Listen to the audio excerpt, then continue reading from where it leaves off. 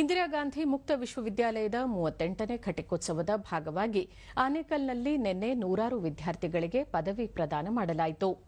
ಬೆಂಗಳೂರಿನ ಪ್ರಾದೇಶಿಕ ಕೇಂದ್ರ ಆಯೋಜಿಸಿದ್ದ ಕಾರ್ಯಕ್ರಮದಲ್ಲಿ ತುಮಕೂರು ವಿಶ್ವವಿದ್ಯಾಲಯದ ಕುಲಪತಿ ವೆಂಕಟೇಶ್ವರಲು 5 ಮಂದಿಗೆ ಚಿನ್ನದ ಪದಕ ಸೇರಿದಂತೆ ವಿವಿಧ ಪದವಿ ಪ್ರದಾನ ಮಾಡಿದರು.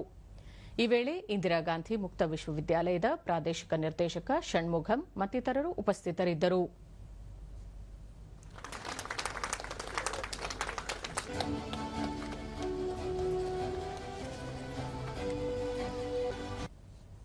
ಬಳಿಕ ದೂರದರ್ಶನದೊಂದಿಗೆ ಚಿನ್ನದ ಪದಕ ವಿಜೇತೆ ಧನಲಕ್ಷ್ಮಿ ಬಿಎಡ್ ಕೋರ್ಸ್ನಲ್ಲಿ ಚಿನ್ನದ ಪದಕ ಪಡೆದಿರುವುದು ಖುಷಿ ತಂದಿದೆ ಎಂದರು. ಮಾಡಿದ್ರು ಗೋಲ್ಡ್ ಮೆಡಲ್ ಅನ್ನೋದು ಒಬ್ಬ ವ್ಯಕ್ತಿಯ ಜೀವನದಲ್ಲಿ ತುಂಬಾನೇ ಸಂತಸ ತರುವಂತಹ ಒಂದು ಕ್ಷಣ. ನಾನು ಆ ಕ್ಷಣವನ್ನು ಈಗ ಅನುಭವಿಸ್ತಾ ಇದ್ದೇನೆ.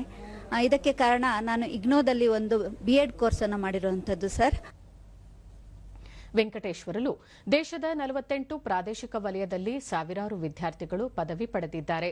ಯಾವುದೇ ವಯಸ್ಸಿನ ಮಿತಿ ಇಲ್ಲದೆ 60 ವರ್ಷಕ್ಕೂ ಮೇಲ್ಪಟ್ಟ ಹಲವರು ಪದವಿ ಪಡೆದಿರುವುದು ವಿಶೇಷವಾಗಿದೆ ಎಂದರು. ಸೆಂಟ್ರಲ್ ಹೆಡ್ ಕ್ವಾರ್ಟರ್ಸ್ನಲ್ಲಿ ಕಾನ್ವೊಕೇಷನ್ ಆರಂಭವಾಗುತ್ತದೆ. ಅದೇ ಸಮಯದಲ್ಲಿ ಎಂಟೈರ್ ಕಂಟ್ರಿನಲ್ಲಿ ಇರುವ 48 ರೀಜನ್ ಸೆಂಟರ್ಸ್ನೂ ಎಟ್ ಎ ಟೈಮ್ ಕಾನ್ವೊಕೇಷನ್ ಆಗ್ತದೆ. ಇವತ್ತಿನ ಕಾನ್ವೊಕೇಷನಲ್ಲಿ ಈ ರೀಜನ್ ಸೆಂಟರ್ನಿಂದ 5 PhD ಗೋಲ್ಡ್ ಮೆಡಲ್ ತಗೊಂಡಿದ್ದಾರೆ.